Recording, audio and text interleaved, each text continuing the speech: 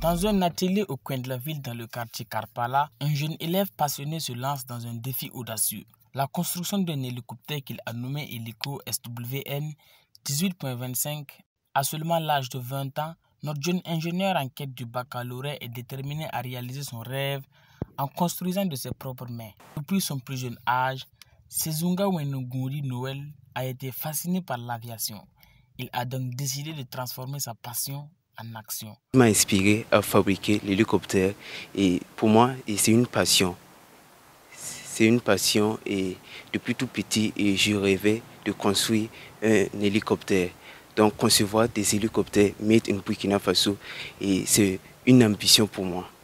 Pour la confection de l'hélicoptère, il y a plusieurs étapes à respecter. Notre ingénieur du jour se réfère à son plan qu'il a lui-même conçu. Nous avons le rotor principal. Ici, nous avons les pilotes de commande. Ici, nous avons le roulement. Ici, nous avons l'arbre du rotor principal.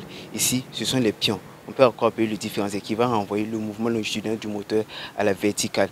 Et que pour fabriquer un hélicoptère, nous avons besoin d'un moteur, des pales. Donc, nous avons besoin des pales et l'arbre du rotor principal, un module de renvoi d'angle, donc qui peut être un différentiel. Inachevé, nous fûmes surpris de l'avancement des travaux en assistant à un test de démarrage de l'appareil. Test de décollage imminent.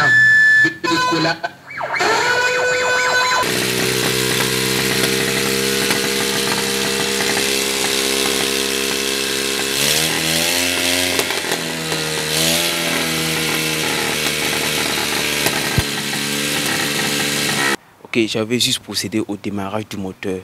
Voilà. Donc pour que l'hélicoptère décolle, il faudra que le rotor principal soit en marche. Tout cela ne sera possible sans l'aide des personnes de bonne volonté. Le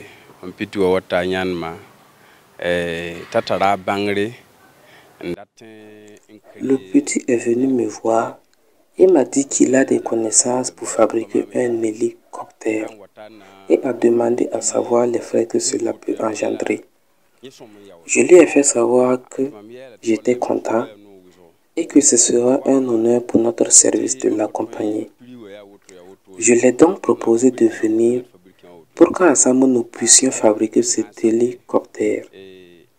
Il vient souvent à l'atelier et avec l'aide des apprentis, il est parvenu à concevoir ce prototype que nous comptons finir dans les mois à venir. Une fois terminé, nous allons effectuer des essais dans la ville de Ouagadougou.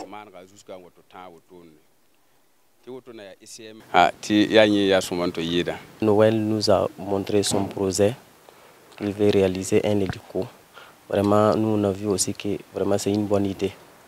Voilà. Et notre patron m'a confié que c'est moi qui dois l'aider à souder son hélico. Voilà. Donc, on a commencé et vraiment, on a rencontré des difficultés parce que pour réaliser ça, là, les matériels ici, pour avoir l'accès au matériel, ce n'est pas simple, quoi. Voilà, donc on a essayé avec aussi les manques de moyens. Vraiment, ça a été une tâche difficile pour nous. Donc, on a fait aussi de notre mieux. Bon, le projet est en cours, quoi. Ce n'est pas encore fini. Voilà, on fait de notre mieux encore. On espère vraiment réaliser ça. C'est un rêve que vraiment on doit réaliser. Il passe des heures à assembler, ajuster et tester chaque composant de son hélicoptère.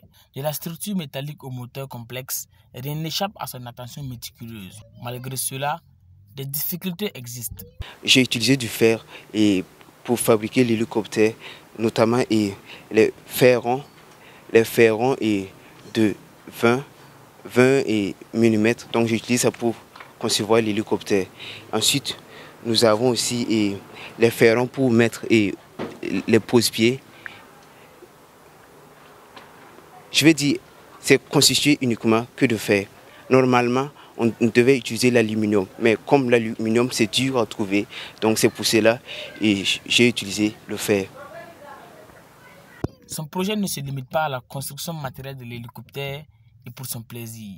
Il souhaite aider aussi son pays, surtout en ces moments difficiles. Et pour moi, si je survole, et c'est pour faire la prise de vue aérienne, ou bien des gens qui souhaiteraient monter avec moi pour pouvoir voir le paysage.